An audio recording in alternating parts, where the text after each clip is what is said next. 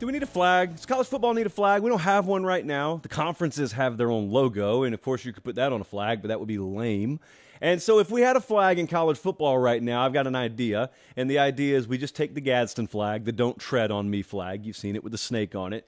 And we just take the snake off, and we put a little football on there, and then we take the word tread, and we replace it with tamper. Don't tamper on me, because everyone's complaining about it right now, and that's how we're going to lead the show off tonight. We're jam-packed high atop a resplendent, sun-baked downtown Nashville, Tennessee. It's Sunday, May 14th, the year of our Lord 2023. Is tampering an epidemic? Is it just a mild to moderate problem we have in college football? Well, a lot of people are talking about it. A lot of people have opinions on it. I do too. Have for a long time, as a matter of fact. So I'll repeat some things tonight, and I'll take you down some new roads tonight. Guess what's back? Bold predictions are back. We did this for about, what, Jesse, 2.5 months last year. We started around this time. It ended up being like a franchise piece of content for us over the summer. So I threw the tweet out there this morning, and the tweet reads, what is the boldest prediction you have that you would bet your own money on this year in college football? We got over 1,000 replies so far, so that's going to last us for a while. We will get a lot of meat off that proverbial bone, and we're going to go through the first 4 tonight with many more to come. We're going to take a look at the SEC East tonight. We're going to take a look at the biggest games in the Pac-12 tonight. I also have the Michigan mood tracker tonight. Why Michigan? Well, because one of you accused me of not talking about Michigan. And if there is one way that we format this show above any other, it is random DMs accusing me of things, completely changing the trajectory of the show. They're watching us in Clingman, North Carolina, Austin, Texas, Seal, Alabama, silent E on the end of Seal, not to be confused with Sealy, Texas. I got to tell you thank you. I tell you thank you all the time. It does not get redundant because it's normally in reference to many different things. But you see sometimes if you follow me on socials, at Late Kick Josh, Instagram or Twitter, you'll see sometimes I put those little tweets out and it gives the yellow caution triangle as the emoji. And it says, thank you alert. And I'll always be talking about something we accomplished on the show.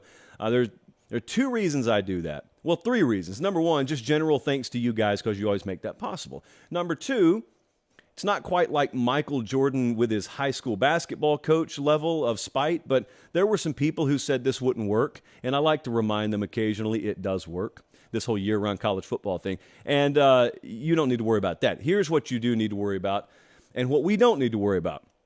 This sucks for a lot of people in our business right now. A lot of people are getting fired in our business. A ton of people are getting laid off. Some pretty high-profile names you'll see over the next month to 2 months will be laid off. It'll surprise a lot of you, and I'm not talking about anyone in particular. I'm not talking about any company in particular. It's happening across the industry. The reason it's not a problem for us is because of you.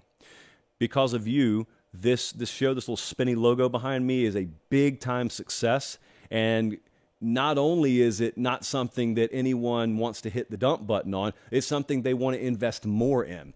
And so we had a lot of really good meetings last week, and we have a lot of them lined up for this week, a lot of really good conversations, and a lot of extremely good energy around the show. So I'm not going to bore you with that. I'm just telling you we don't take it for granted, especially right now, because there are people who will go to work tomorrow in our industry who have no idea if they're going to end the week being employed.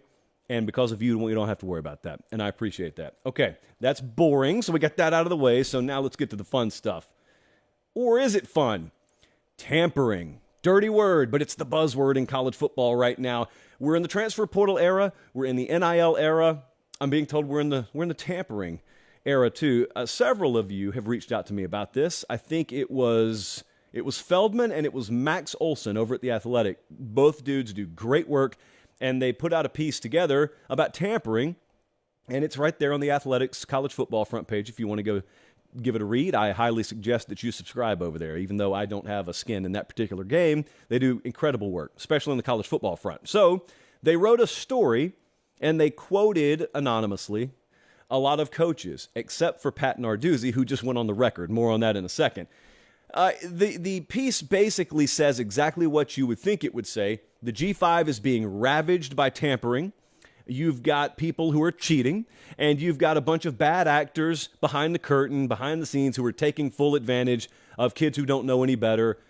Voila, there you go. And what is tampering? Just to refresh everyone's memory for those who are new around here and who don't really know the ins and outs of college football right now, The transfer portal recently changed. I assume you know what the transfer portal is, but what changed in college football is they did away with the penalty that you have to pay for transferring, and so everyone's just free to go wherever they want to, at least for their first transfer. And what that led to is a lot of people reaching out to kids on other rosters, even though it's illegal to do it, and they're reaching out to them and saying, hey, if you want to come over here at University X, even though you're currently a player at University Y, we'd love you. We've got a spot for you. We would even have NIL money for you. So it's pretty gross. But yeah, it's happening. Of course, it was always going to happen. No one is shocked, I don't think, at the fact that it's happening. I hear it constantly. So in the interest of not burning my own sources, I will tell you that I have conversations not quite daily, almost daily, multiple times weekly with coaches. Some are head coaches, many more are assistant coaches about this very topic. Here's how it usually sounds, and I'm not telling you guys anything I don't tell them. It usually sounds like this. I get a call or I get a text, which leads to a call about a particular situation where a kid is being tampered with. And the evidence is either hearsay or screenshots of DMs or text messages they have. So usually there's fairly solid evidence here. Usually they got a lot to go on. And my response is always the same. Speak up. Because what they really are coming to me for is they're coming to me because they'd love in an ideal world for me to shed light on one particular person or one particular school who is doing this, and I'm not going to do it because there is not one particular school or one particular person at a school who is doing this. There's a lot of bad traffic out there on the interstate that we call college football, but I always do tell them, why don't you speak up? And they say, I can't. And I say, no, you won't. It's not you can't, you won't. Now, they've got their reasons. The first reason is, well, they think it'll look like sour grapes. Maybe so. Number two is, well, I don't want to disproportionately burn a buddy because in a lot of cases, all these dudes know each other and they don't necessarily want to see one of their friends who's guilty of tampering lose his job because the NCAA just randomly decides to drop a sledgehammer on his head. And so what this sounds to me like is it sounds to me like venting. That's what it ends up being. They're venting about tampering, but they really are not looking to have it eradicated. Pat Narduzzi spoke up. Pat Narduzzi at Pitt this time last year. Remember when Jordan Addison left and he went to USC and Pat Narduzzi flat out came out and said, yeah, he got tampered with. He didn't do it anonymously and he didn't shy away. Pat Narduzzi spoke his mind. Now, he's quoted. Pat Narduzzi is quoted in this story that Max Olson and Bruce Feldman wrote on The Athletic, and they asked him a year later, do you regret doing it? He said, absolutely not. I don't regret doing it. And I'm paraphrasing a little bit, but what he said's dead on the money, and that's exactly what I would say to any other coach who talks about tampering and they want to do something about it. Speak up. Speak. You want to greatly douse the flames. Name names. Speak out and speak up. Even if you don't get actionable results on the specific kid that you're speaking up about, even if you don't get punitive measures levied against the specific person that you're alleging tampered, as Pat Narduzzi said, it's absolutely going to make folks think twice about coming after kids on your roster a year from now, because the last thing they want to do is get called out publicly. There's this kind of unwritten understanding right now that no one's really going to call anyone out. Why is that? Because as Pat Narduzzi put it, everyone's doing it. That's the real reason, of course, if the common sense hadn't already set in on you. That's the real reason no one's speaking out, because they know tomorrow they may have to do the exact same thing. Narduzzi spoke out. He said, we don't do it. So I don't care. I have no problem speaking out. So I got a lot of respect for Pat Narduzzi because he's got a problem and he's willing to speak publicly about it. And therefore, I will never disagree with any take that guy has, even if it's a differing of opinion. I can respect a difference of opinion there. He's speaking out about it. More of you should. The process is not a one-way street, though. This is what I wanted to get to for just a second. There's a lot of complaining from coaches, and there's a lot of complaining from folks in all spheres of college football right now about tampering, and the allegations always go towards the coach. And it's valid in a lot of cases. There are coaches that in a lot of cases have proactively scouted a kid, and they either personally have reached out or they've covered their tracks a little bit better, and they've reached out via second and third party channels, and they've gotten in contact with a kid illegally and told him, if you hop in the portal, we want you here. We got a spot for you here. Yes, that happens, but it's not a one-way street.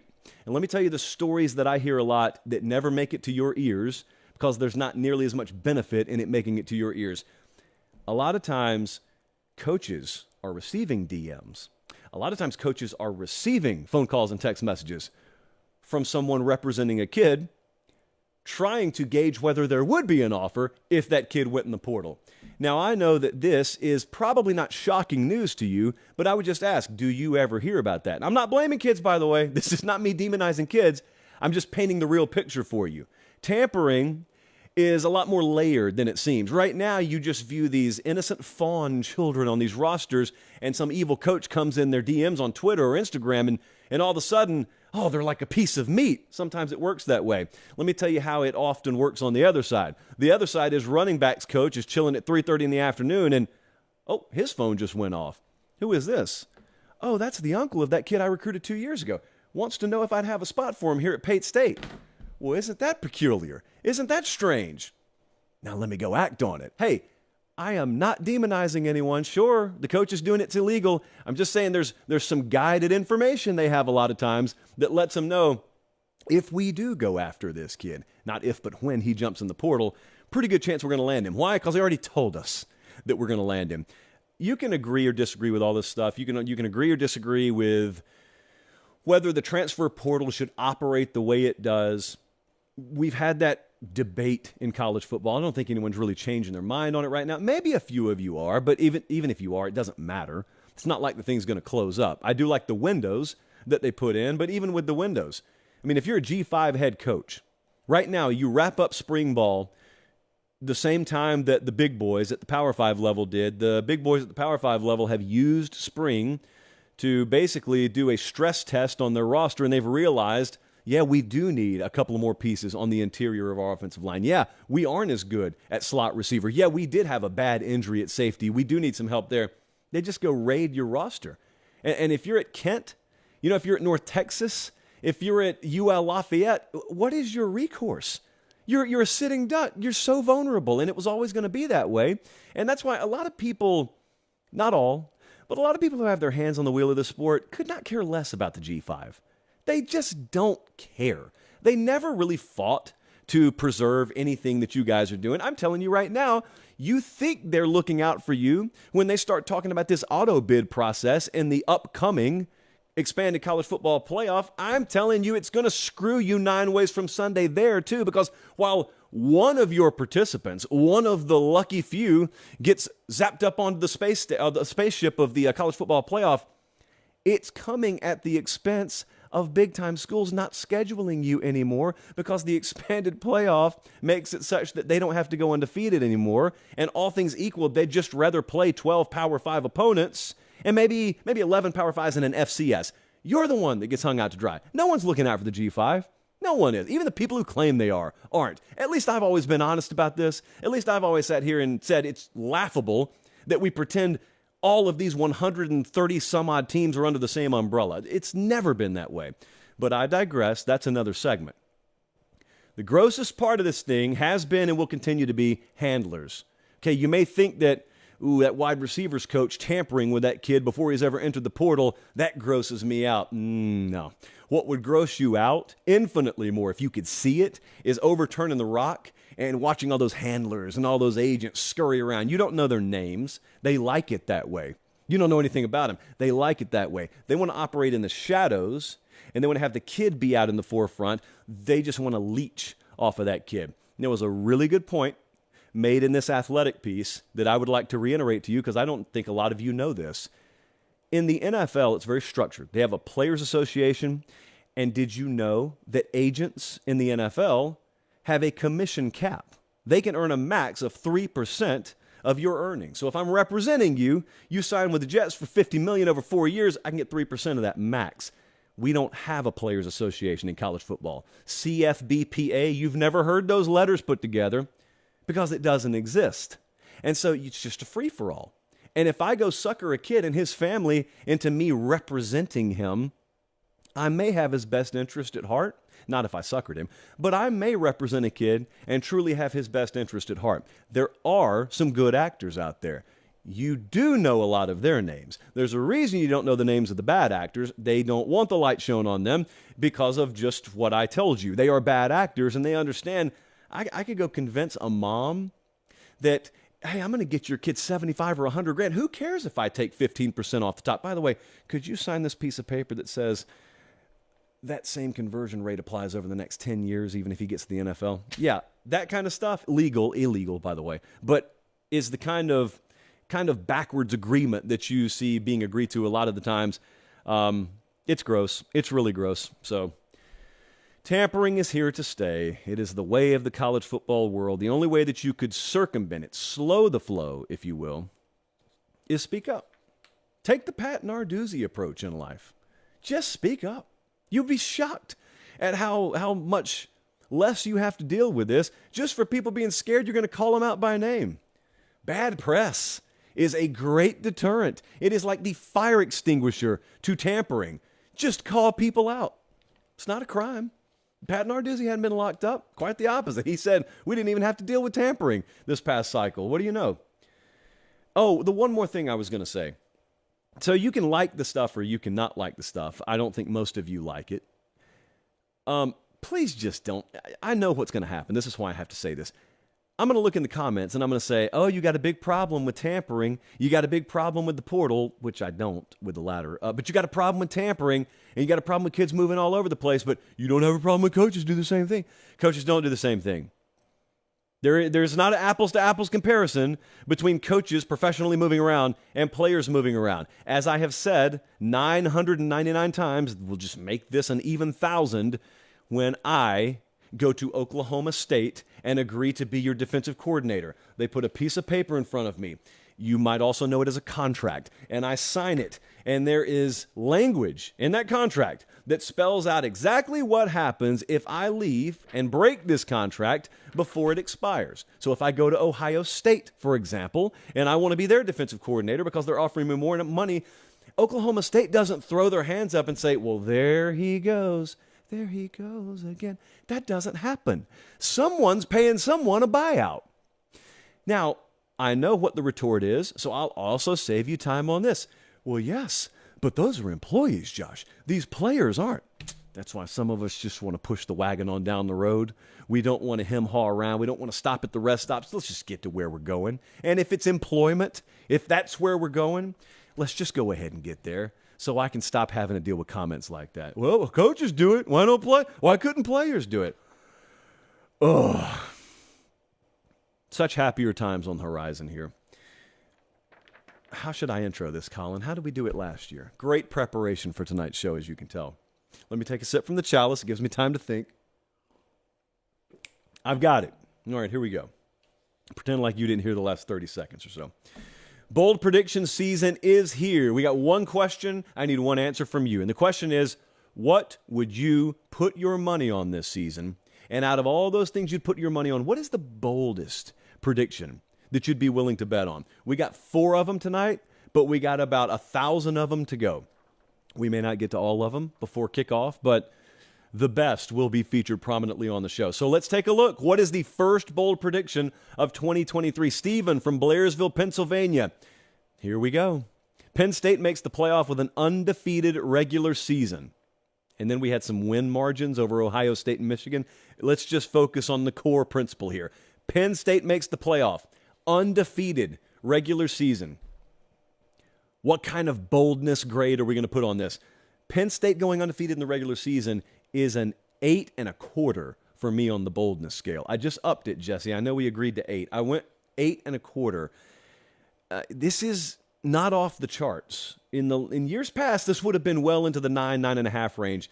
So Penn State's 2023 schedule stacks up about like this. They've got a bunch of games they should win, then their bye week, then they get into October, and they'll be well rested for UMass for whatever that's worth. But they've got Ohio State October 21st. They've got Michigan November 11th, well spaced out. This is the year they go to Columbus. This is the year Michigan comes to State College. My question is, are those the 2 games? In other words, could West Virginia trip them up? Could Illinois trip them up? Could Iowa trip them up? Well, yes, but this is the most talented version of Penn State Franklin's had probably since they won the Big Ten back in 2016. You have heard me well document my feelings towards what they could be defensively. Great 1-2 tandem in the backfield. Receiver room, I don't think will just be established week one.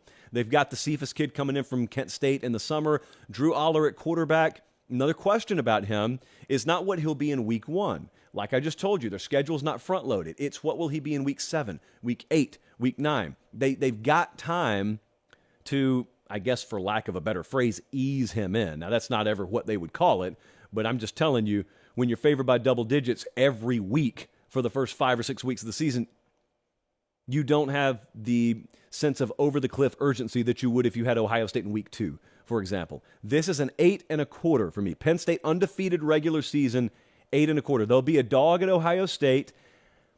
I know we've got early lines out on Michigan, Penn State. That is towards the end of the year. It's in November. Let's see how things play out, and then let's see what that point spread is when we actually arrive at that game. All right, next up, we're going down south here. Immunity. From Lilburn, Georgia, Vol Addict says, Tennessee not only beats Georgia, but they beat them by 2 scores, and they go on to play LSU for the SEC championship. This is very specific.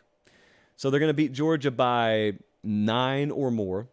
That's in Knoxville, at least. And then not only that, we got to parlay this. I don't know why you guys do this, but they got to parlay this with LSU winning the West. So Tennessee could drum Georgia by 40, but if Bama wins the West, you were still wrong. I don't know, but it's your prediction. It's not mine. This is a 9.5. If you would have told me one or the other, then I could get you down in the 8 range. Tennessee beats Georgia by 2 possessions. Let's address that one first. Tennessee plays Georgia this year, second to last week of the season. How about that, by the way? It used to be a lot earlier. They play them November 18th. So whatever Joe Milton is at quarterback, we'll know by then. Whatever Carson Beck is at quarterback, we'll know by then. Colin, could you show me Georgia's schedule for just a second? I know that I just caught you flipping graphics, my bad. But Georgia, famously at this point, even though it's still May, has a very weak schedule by SEC standards. This is not the kind of show where we blame Georgia for that. I would rather blame the rest of the SEC West for that. Georgia, they go to Auburn.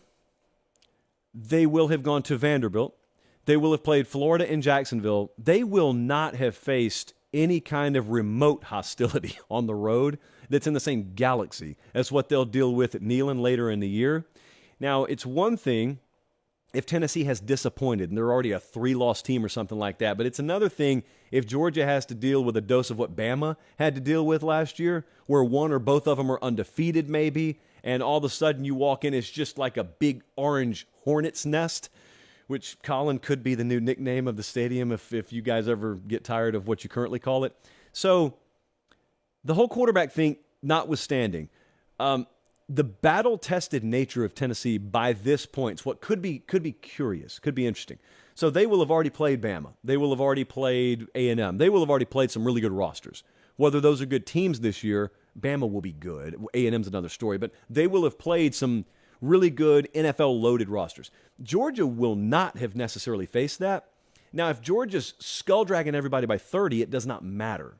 But if this is the kind of year where Georgia's still winning games, but they're kind of unimpressive or they're underachieving, they're not quite covering spreads while they're doing it, it's the kind of thing where you could build up the whole year and you could be looking at the Tennessee game, and you could watch Georgia sneak past Auburn, and they could sneak past Florida, and all the while in the back of your mind you're saying, they got to play Tennessee eventually, though. That could be the kind of year we have, or it could be totally irrelevant. And there's a reason why Georgia's minus 115 odds to win the SEC championship, and Tennessee's down there at plus 1,400.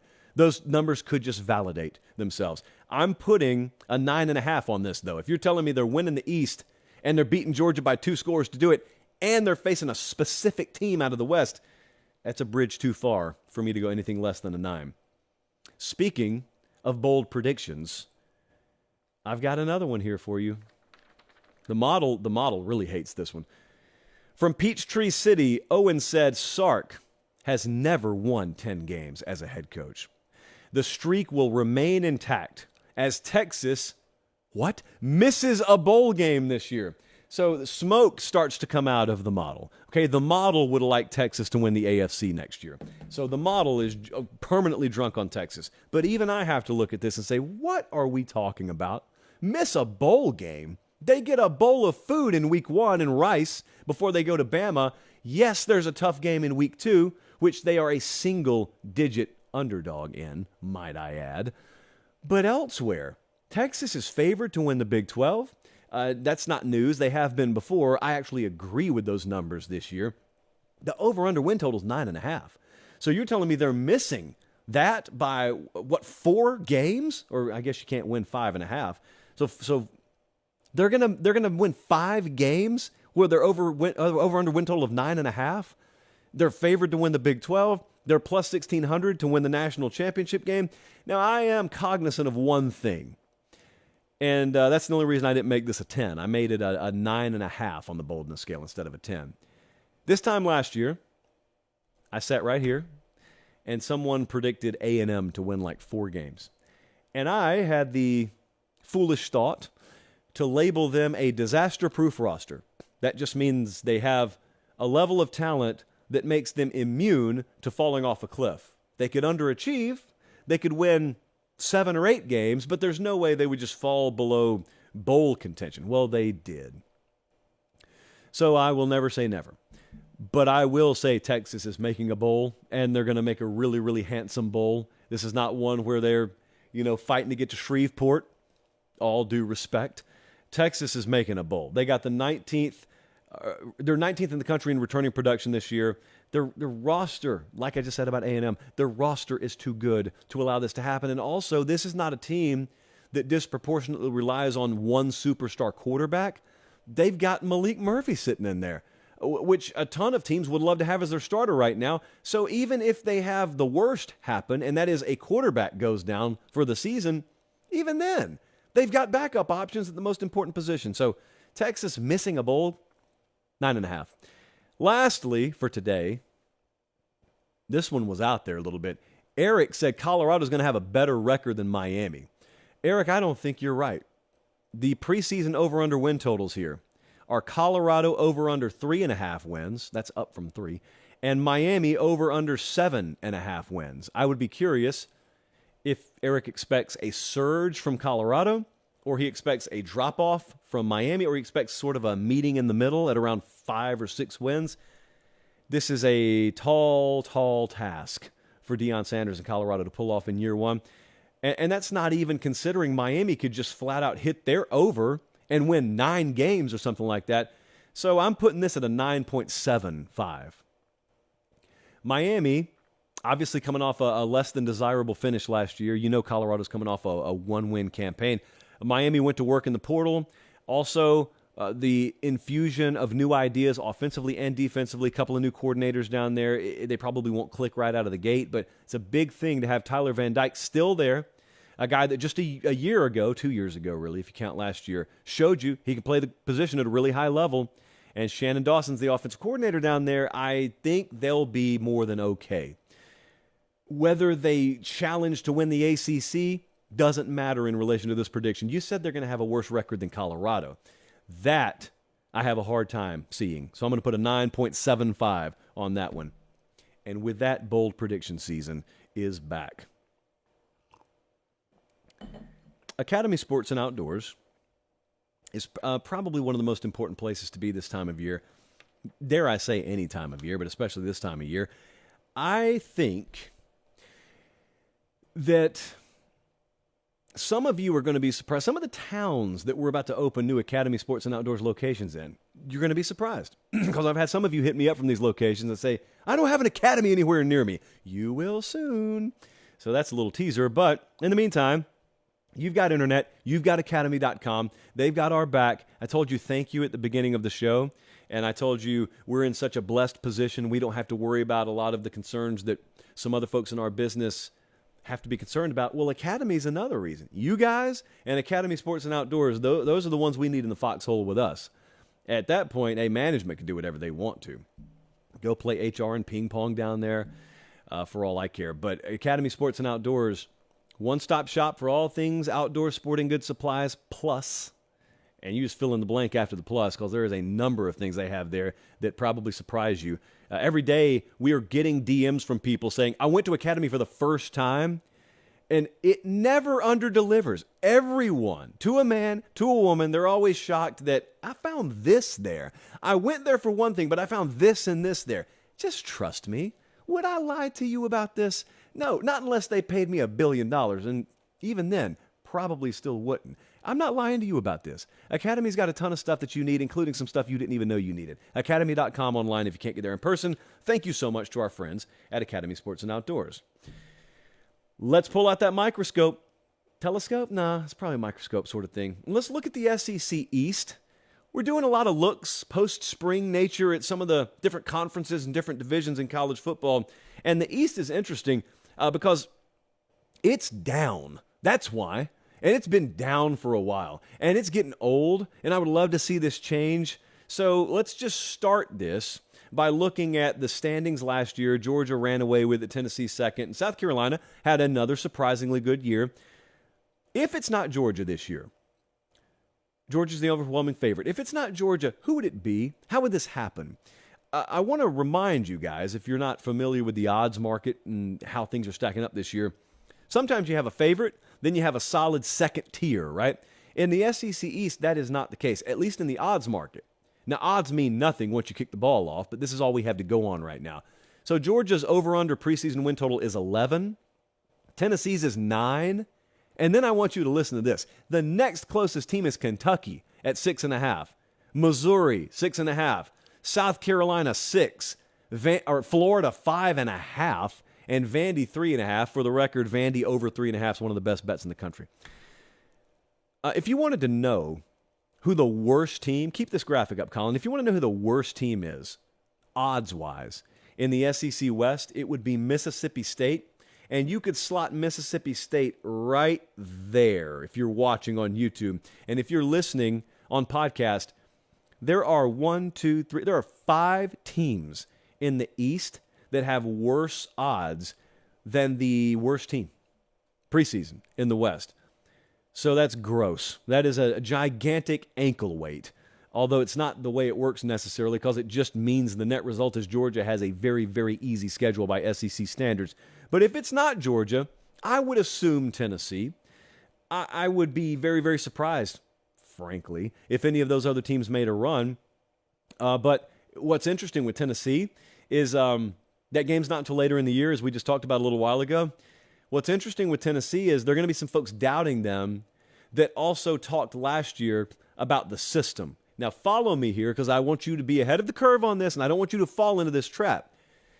There's this group of people that watched Hendon Hooker and Jalen Hyatt and those players start to shine last year, and what did they do? They tried to pour water on the fire, and they tried to say, oh, they're just system players, though. Oh, Heupel's system does that. Those same people, once those players walk out the door, are going to look you in the eye and say, well, Heupel's system's not going to work. It lost too many players. What? Is this not a little hypocritical? It's either a system thing or it's a players thing. You can't tell me the players are irrelevant because of the system and then tell me the system's not going to work because they lost players. It's going to happen. We're approaching preview magazine season. It's going to happen. I just want you to be ready for that. Tennessee returns 57% offensive production this year. That is 96th in the country. We're in FBS. So, yeah, you can doubt them. That's fine. That's healthy. But if it's not Georgia over there, it probably would be Tennessee. Now, what is that picture for Georgia? Well, if you checked out for spring, looks like Carson Beck's going to be the starting quarterback. I just want to remind you about Georgia. They're like one of 2, maybe 3 teams in the country where everything you've learned about this sport, you just throw it out the window. Ignore conventional wisdom. It doesn't matter that they're 80th in returning production. It doesn't matter they're 109th in returning offensive production. They're just going to be good because the guys they have who haven't played are better than 98% of the guys out there elsewhere who have played. So it's the same thing we've had with Bama for a long time. Clemson had this for a minute. Ohio State sometimes has this. I imagine Southern Cal under Lincoln Riley is going to end up having this offensively. Michigan is this in some ways. So they had 7 first-rounders lost on defense over the past 2 years. They had 13 players drafted off that defense over the past 2 years. Yeah, I would understand if you looked at that and said, Boy, can you have that kind of attrition defensively and not fall off at least somewhat? And the answer is probably no. You probably can't have that attrition and maintain the exact same level. But they are so deep, and they are so good with guys you've never heard of unless you really follow recruiting hardcore. You'll know their names this year. So a lot of this stuff that is really going to be eye-catching, especially if you're looking for a glimmer of hope that they're going to fall off this year. Some of those stats, I'm telling you, fool's gold. If you're looking at it, you're going to have to beat them. They're probably not going to implode on themselves. You're going to have to beat them. Elsewhere in the East, though, out of the group of teams that's in like the 6 or 6.5 win range, you know what caught my eye? It wasn't Kentucky.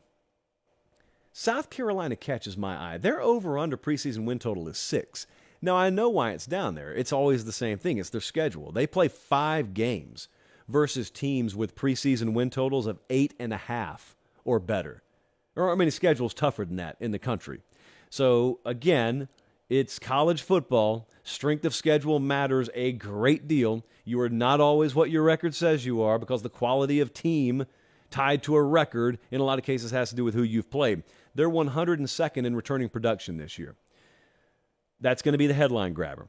To me, the biggest factor on this team is Spencer Rattler back at quarterback for another year and the constant talk they've had out of that program about how valuable it is for him to have come from a much more simplistic system at Oklahoma to a much more complex system at South Carolina and needing 2 years to fully digest it. Sometimes that's just speak. Sometimes player speak, I guess you would call it. I think it's valid there. You got to have the weapons to throw to. You got to have the offensive line to block for you. Yes, we understand how football works, but 6 is a low number. They've had 2 years in a row, a number set too low for them. Will this be 3 years in a row? If I had to bet South Carolina right now, I'd bet over. Who's the ambush candidate? I always have fun with this. Missouri's the ambush candidate in the SEC East. I already talked about them a little bit. You need to keep an eye on Missouri. They lost 4 games last year by 1 possession. Their over-under preseason is 6.5 wins this year. They're number 9 in returning production. They are top 25 returning production offensively and defensively. They went 6-6 last year, 4 really close losses. Here's where the ambush portion comes in. They almost beat Georgia last year. They've got a bye before they play Georgia this year. And Tennessee plays Georgia right after Missouri this year. So they catch Tennessee in the look-ahead spot. They catch Georgia as they're rested. They are also one of the teams that hired a new offensive coordinator. I'm excited to see how this works out. They hired the guy from Fresno, had the top Mountain West Conference offense out there last year, and Missouri did not. Missouri was 88th in points per game last year offensively and still had some really close losses. So they were 6-6, really close to being 9-3, really close to beating the eventual national champ. I mean, that was an ugly game. That was one where Georgia's down 2 possessions, I believe it was, in the fourth quarter before they ended up coming back to win. Kentucky, it's all about Devin Leary. For those of you who just had your mind blown by the transfer portal, Devin Leary was one of those quarterbacks who was on the move. He went from NC State to Kentucky. So Will Levis out the door. They've got a guy with proven production that came in there. Let's see how it works out. Vanderbilt, one of 2 teams in the league with a returning head coach, offensive coordinator, defensive coordinator, and quarterback. The other one, LSU. And Florida, it's another program relying on a transfer quarterback in Graham Mertz. They are 107th in returning production. Their over-under is 5.5. Florida with an over-under of below bowl-eligible standards. Unbelievable. But that is a snapshot of the SEC East. We've got a lot of time to talk about that. Does anything stand out there, by the way, to you? I will excitedly look forward to the comments. It's a little redundant.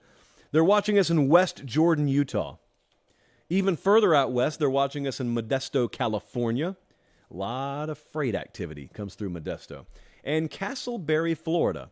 I am not 100% sure of the transportation infrastructure in Castleberry, but I know there are good people down there because they're watching us. We had a question that came into the Late Kick mailbag, and I would be remiss if I didn't address it because we have not talked about this for like a couple of weeks, and we all know how much changes in May. I appreciate you guys if you tuned in live. Okay, here we go. Mace hit me up from Orlando. Wait, it's Austin. Okay, well, let me say it over, Colin. Austin hit me up from Orlando, and he just put it out there. He said, is Tyler Buchner going to start for Bama? Is this guaranteed? No, it is not guaranteed.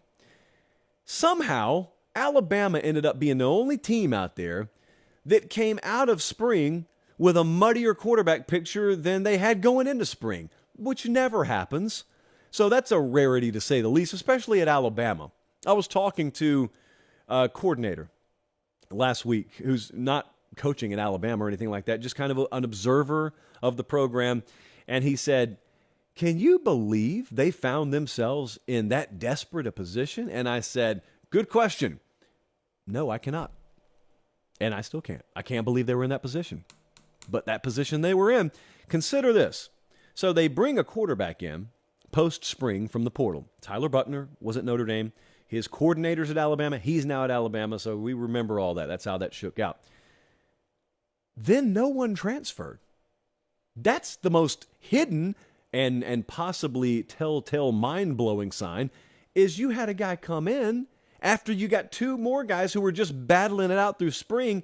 So normally, when you got two guys battling through spring and then spring ends and then they bring another guy in, that's usually an indication that, well, neither one of you are going to be the guy. We went and got the guy. Normally, that's what that indicates. That is not the situation at Alabama. I don't think it's the situation there. And obviously, Jalen Milroe and Ty Simpson didn't either, because neither of them transferred. So you got three dudes firmly convinced they're about to win the job. Notice I said three. Therein lies the potential conundrum. You don't split first-team reps three ways very far, period, especially in the fall. You do not split first-team reps very deep into the fall three ways. Two ways? Yeah. Three ways, not so much. So we got to get this sorted out pretty quick. They're 123rd in offensive production returning this year at Alabama.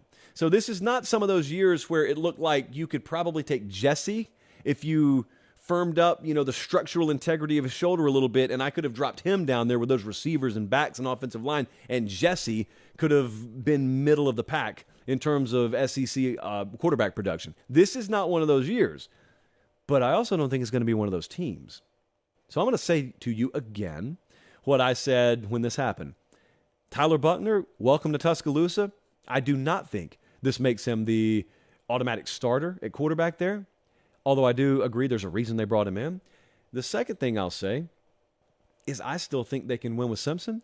I still think they can win with Milroe, because I think I know what style of team that Nick Saban wants to have this year and has the pieces to have this year, and it doesn't look exactly like the 2018 or 2019 or maybe even 2020 team. I don't think it looks like that. I don't think it needs to look like that.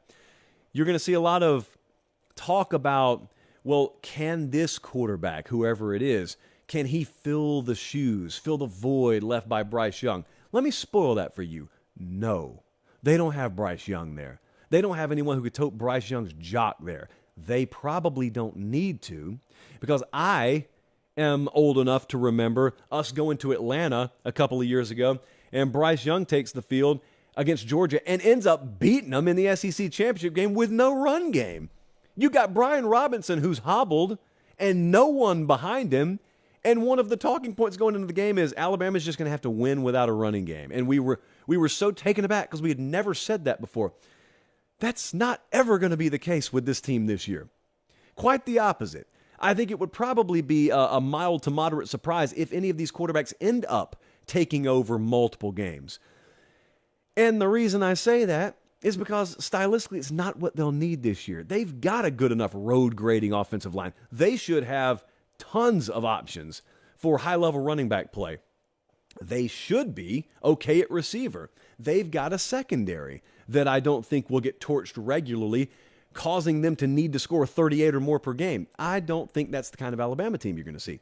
But there's also something else that I think we'll talk about a little bit more as the season approaches. And it's how a lot of people are assuming that Buchner coming in after spring is going to have a negative effect, because it tells both of your current quarterbacks, well, you're not good enough. Then if Buchner's not good enough to win the job, you may have toxified an environment, and then you're stuck with no quarterbacks. Well, if you got 3 quarterbacks, you got none. Sometimes that's true, sometimes that's not. Yeah, okay, all that could happen. Let me present an alternative scenario for you. You ever driven with a full tank before? When you've got a full tank of gas, you don't care how much you gun the engine. You don't really care because you're not looking to be economical with your fuel gauge because you're not in danger of running out. But I will never forget the first time I went to Phoenix. I didn't actually go to Phoenix. I went to San Diego and drove across the desert to Phoenix. And the thing about that, for those of you who have made that drive before, is it's beautiful, and you can drive like 130 miles an hour because there is nothing out there, including gas stations. So I crossed the California-Arizona line, and I got like quarter of a tank. I figure I'll be cool. Then I realized quickly the situation at hand. There's not one on every corner. And all of a sudden, you're not going 110 anymore. You're kind of trying to pull up that meter in the car. All right, what puts me in the sweet spot? What conserves the most fuel? Why? You got to count every drop because you can't take it for granted that you're going to get somewhere no matter how you drive. Bama always operates on a full tank. They're always used to being so much more talented than everyone. They're always used to having a Heisman caliber quarterback and a bunch of racehorses at receiver that it really doesn't matter. They don't have to be fully ratcheted up. They don't have to thread the needle every week. Doesn't feel like that right now, does it?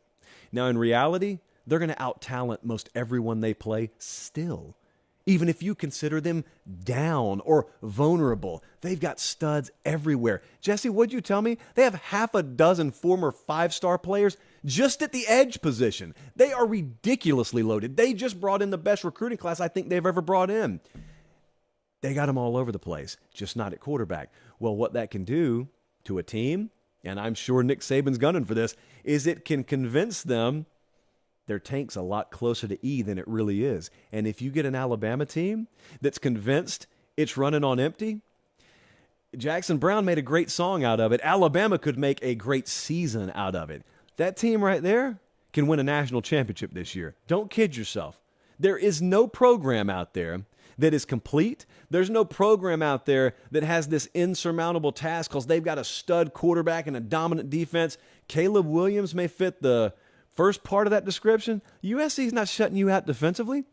You don't even know who Ohio State's starting. Carson Beck's never started a game for Georgia. Does the Michigan roster that's failed to win a playoff game really intimidate you if you're Alabama?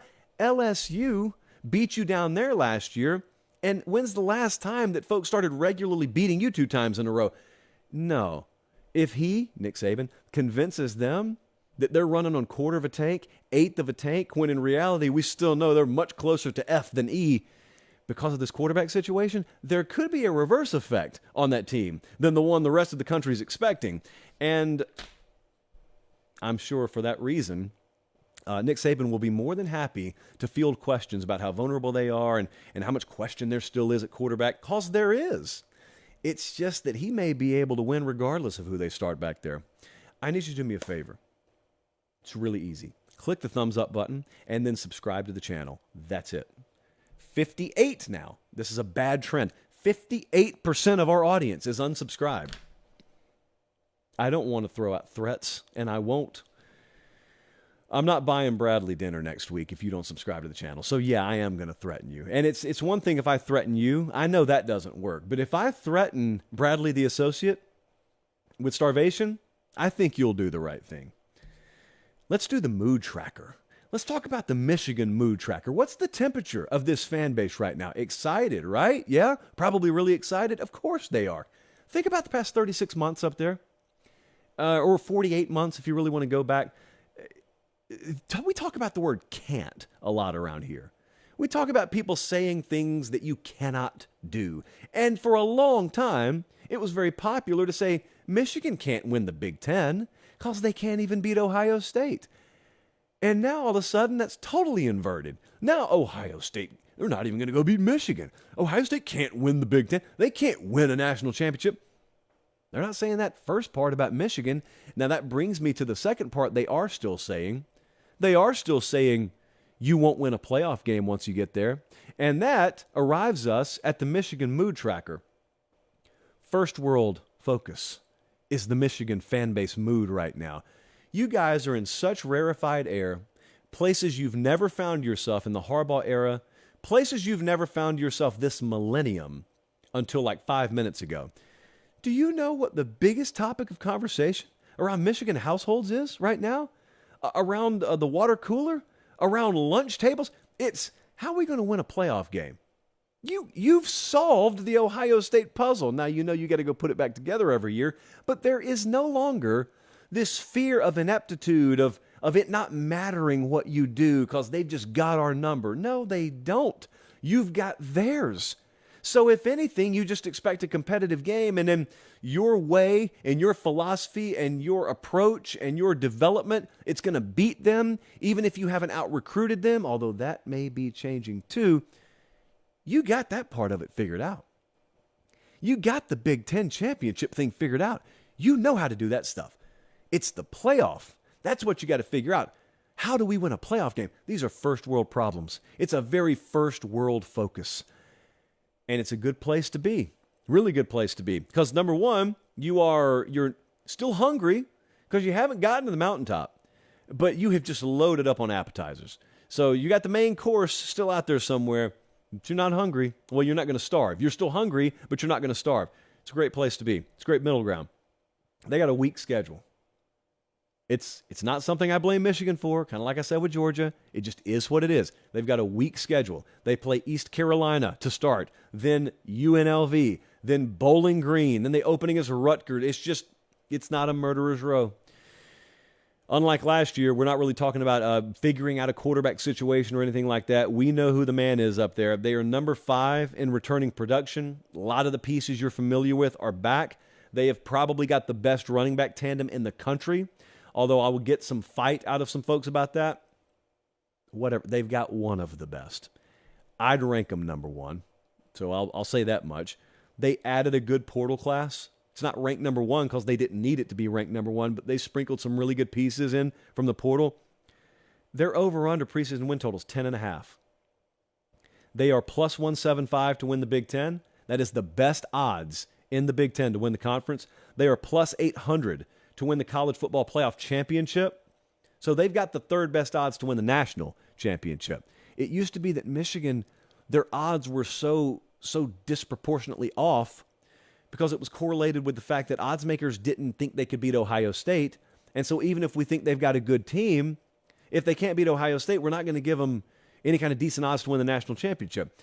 Success is not a continuum, though. This is the one thing I always come back to. So there's this thought sometimes that, okay, you make some progress in 2022, and then we beat Ohio State, and we win the Big Ten, and we get to the playoff again, and we don't win again. And there's this thought that, okay, that's where we'll pick up next year. No, you pick up 0 and 0, and you got to start all over again. You can apply the lessons, and some of the same pieces are back. And sure, the things that worked last year will probably continue to work, and maybe you even learn some lessons from the things that didn't work. But you still put yourself in the minefield. You could still have injury. You could still have bounces of ball go against you. The other teams could get better. Someone could have hired the guy that's the magic elixir or your kryptonite or whatever you want to call it. All kinds of different variables are out there. So success is not a continuum. It doesn't just keep happening. You don't just get to keep picking up where you left off. But Michigan does not feel like a program right now that is prone to great spikes in production. It does not feel like a team that's going to win 10 one year and 6 the next year. Whatever they figured out up there, they figured it out, and it's really, really rock solid. So there's a big difference, obviously, in beating Ohio State versus not beating them. And there's a big difference in winning the Big Ten versus not winning the Big Ten. But I do not think they're going to fall off a cliff or anything like that. That's, to me, with this kind of team, that's out of the cards. We're talking about small margins of difference between success and failure here, but even failure is probably not far below that 10.5 threshold. I am still amazed while I'm speaking about that. I am still amazed that they turned this thing around with no change at the top. I mean, I know it feels like a long time ago, guys, but if you're not a Michigan fan, forget being a Michigan fan. If you're not a Michigan fan, if you're a Wisconsin fan, but you observe the program and you play them a lot, Didn't you think for a little while, if they were ever going to ascend to the top of the conference, if they were ever going to supplant Ohio State as the perceived top dog in the conference, didn't you think at certain points it was going to be with someone other than Jim Harbaugh? Because I did. Like, I got myself into that mentality. And they did not make a change at head coach. And even the head coach himself explored the NFL a couple of times. And even with all that, even while interviewing for the Vikings job on National Signing Day, all of these things should have thrown the program into a tailspin. It got better. They figured it out. Took a long time. Took a little bit longer than maybe you guys wanted. But they figured it out, kept tinkering, kept adjusting, just fractions of an inch, not miles, just fractions of an inch. And I know it gets so boring and so cliched because so many people say it, but if you'll just keep chopping, if you'll just stay committed to your process, you'll bore a lot of people talking about it. But man, if they give you enough time, if your employer gives you enough time and your process is sound, it's crazy what happens. Because Jim Harbaugh is at Michigan, and you got Urban Meyer at Ohio State. He could never have known what was going to happen, but he kept chopping. Never beat Urban Meyer. Kept chopping, though. That's out of his control. Kept chopping. And now Michigan, at least for the time being, is on top of the Big Ten. Over under preseason win total, 10.5. Favorites to win the Big Ten. Favorite to go to the playoff again. And they're just the same dude. It's just Jim Harbaugh. So, yeah, they got first world problems up there, and they got a first world focus. That is the mood right now for the Michigan fan base. And we are not done. We are not done. I have a very important piece of paper in my hand right here. You know, I just realized, yes, we always have the chalice on the set. And yes, there is a choice liquid in the chalice. It's not alcoholic. But I never finish it. And I've almost finished it tonight. I don't think I'm going to quite make it, but I've almost finished it tonight. And I'm not quite sure what that means, but it did chew up 30 seconds of the show, so there's that. You know me, Pac-12 Pate. I got to give some love to my brothers and sisters on the West Coast. I want to talk about some top games out there this year. There is this, it's like a love square. It's not even a love triangle. It's like a love square featuring USC and Oregon and Washington and Utah. And I've got to tell you something that I told you about the Big 12 last year. I know it's popular. If you live in Des Moines or you live in Valdosta, it's popular right now to say it's the Big Ten and the SEC and everyone else. No one else measures up. Look, you may be right about that. Can we please just stop to acknowledge there is good football? There's entertaining football being played elsewhere, and not every game has to have a college football playoff sticker on it to be entertaining. There is a sizable portion of this audience that still believes that, right? Okay. Now what if I told you even the college football playoff casuals out there could need to watch the Pac-12 this year? What kind of prediction is that? I don't know. That's what God made August for. But in the meantime, I am telling you, they got some good quarterbacks out there. Check out how many teams out there have a preseason win total of 8 or higher. There's like a glob of them. Ton of them. It's not like the SEC East where you got 2 and then there's this drop off and then go a little bit further down, a little bit further down. Oh, there's the rest of you. That's not the Pac-12. So I was looking at the schedule. You're going to have to wait a few weeks. And they got some good out-of-conference games in the meantime. But once you get in conference play in the Pac-12, there's going to be a stretch where every week it's must-see out there. If you're a real college football fan, let me take you to Week 7. And I'm going to go in chronological order here for just a second. Week 7, Oregon at Washington. Last year, Washington comes back on Oregon. They win 37-34. That's the game where Bo Nix got banged up. So hopefully we cross our fingers for quarterback help this year. Bo Nix is back. Michael Penix is back. Both of those guys are studs out there. Both of those guys could put up like All-American type numbers any given week. Maybe both in the same week. But as much shine as those quarterbacks are going to get in that game, you got a good defense that's already arrived at Washington. You got a defense at Oregon I expect to be a whole heck of a lot better this year. So I think there's going to be a very popular sentiment that the over in that game is the right bet. Let's pump those brakes just a touch. The next week, told you it's going to be happening every week. The very next week, Week 8, Utah is at USC. That's a rematch of the Pac-12 championship game. And there's a thought out there, the school of thought from my fine friends in Los Angeles, California, that if Caleb Williams doesn't get hurt in that game last year, Southern Cal wins the Pac-12. Southern Cal goes to the playoff. And I agree with you. But he did get hurt. And you didn't go to the playoff. Because that's how football works. And Utah beat you again to win the Pac-12, second consecutive year. So we get that game in the regular season in week 8 this year. Utah, offensively, I think they're 5th in the country in returning production. Defensively, they're 45th. So a lot of those offensive pieces, including Jesse's doppelganger, Cam Rising at quarterback, he's there. He is, he's kind of turning in a little bit to West Coast Sean Clifford. I don't know exactly how long he's been there, but that doesn't matter. It matters how long it feels like you've been there. And Cam Rising, I think, was bald when he got there. And he's got hair. He's got like Crystal Gale hair going on now. So it's all the way halfway down to his lower back. Beautiful, but it's long, immunity. And so you've got that one. That's a great Pac-12 championship game rematch. Then the next week, I told you, throw these 4 teams in a hopper and just spin it. The next week, we got Oregon at Utah. So Utah goes to Southern Cal, then they come home and play Oregon. These two didn't play last year. And it's a shame, but we do get it this year. Oregon is plus 325 to win the conference. Utah's plus 500 to win the conference. So these are 2 of the favorites to win the Pac-12.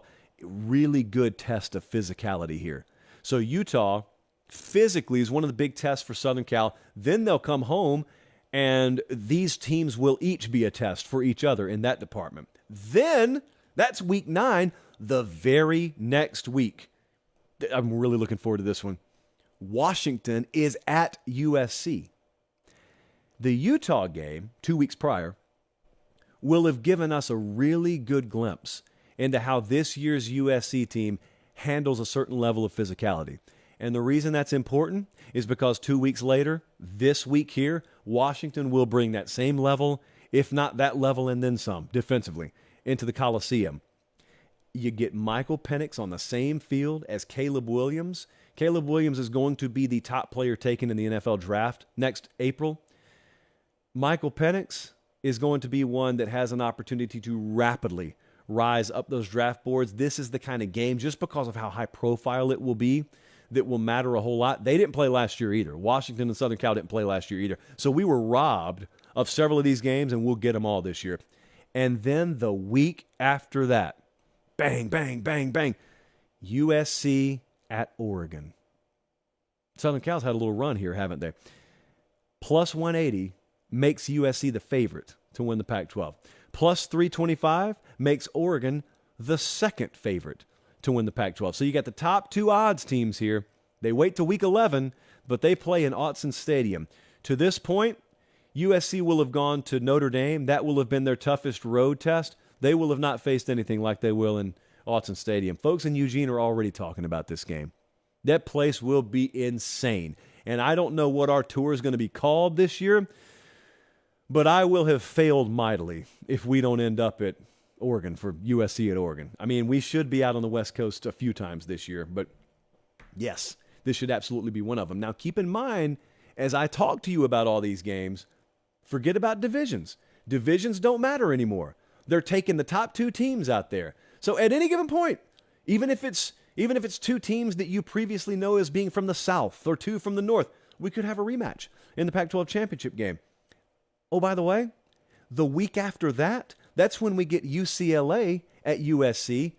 I think Dante Moore is going to be starting a quarterback for them, if not eventually, or if not immediately, then eventually. And so USC, yeah, they're at the forefront of the conversation, and you got Oregon and Washington and Utah. UCLA's preseason win total is 8.5. So they're up there too. And then the week after that, to cap it all, we get Oregon State at Oregon. You didn't think I was going through this whole thing without talking about Oregon State. Oh, by the way, Oregon State win total, also 8.5. Oregon's is 9.5. There is just this logjam of pretty good teams out there with a chance to be really good. And the reason that they're going to get slept on nationally is because people think you have to be a national championship contender preseason to be taken seriously. You don't. Look at the odds on the screen right now. You're going half a dozen deep of teams that Vegas is telling you really have a good to at least somewhat chance of winning the conference. USC, Oregon, Washington, Utah, Oregon State, UCLA. That's how the top 6 shake out. I didn't even mention Colorado. I did not even mention Deion Sanders being out there. I didn't even mention like Kenny Dillingham at Arizona State being out there. Cal had a big influx from the transfer portal. I didn't even have time to mention them. I didn't have time to mention Delora back at Arizona. Jed Fish is one of our favorite head coaches. And they went over on that win total for us last year. Let me get this piece of paper real quick. Paper popping stat. There are 6 teams with win totals of 8.5 or more in the Pac-12. That is the most of any conference in FBS. Any conference, not just Power 5. We're talking about the lower tier too. 8.5 or more. They got half a dozen of them. It's going to be a good year out in the Pac-12. It was a good night tonight, man. We went, 65 minutes? I know that there was a little problem with the post-editing on the live show from the other night, and here's how that works. Now that we're all the way at the end of the show, the degenerates who love everything about the show, you're here, and I can tell you what happens. So we do the show live, right? We hardly ever pre-record the show. 99% of the time it's live. What we do to build the audience is at 6:50 Central Time, we put up a countdown clock. If you watch live, you've seen it. At the end of the show, that's it. No one's watching live anymore once it's over. So the replay is obviously on the YouTube channel anytime you want to watch it. Well, I go in after the show and I shave off that countdown clock. I edit it off. And it takes YouTube about an hour to process that. But most of the time, if you're coming along watching the replay over an hour after the live show's ended, you just click the video, it plays an ad, and then it picks up right at the beginning where I say, welcome in. Well, last show that didn't happen. And it wasn't our fault. So we just want all the credit with none of the blame as usual. But there was a processing error. And so my voice was 10 minutes off of whatever the video is you were watching. And sorry. We'll try not to let it happen again tonight. Thank you, though, for watching and listening. Make sure you're subscribed to the channel. Make sure you're subscribed to the pod. And that's all we ask of you. Other than that, we will get through this together. We got 16 Saturdays to go. 15 if you don't count the last one. For producer Jesse, for director Colin, for Bradley the associate, I'm Josh Pate. Take care. Have a great start to your week, and God bless.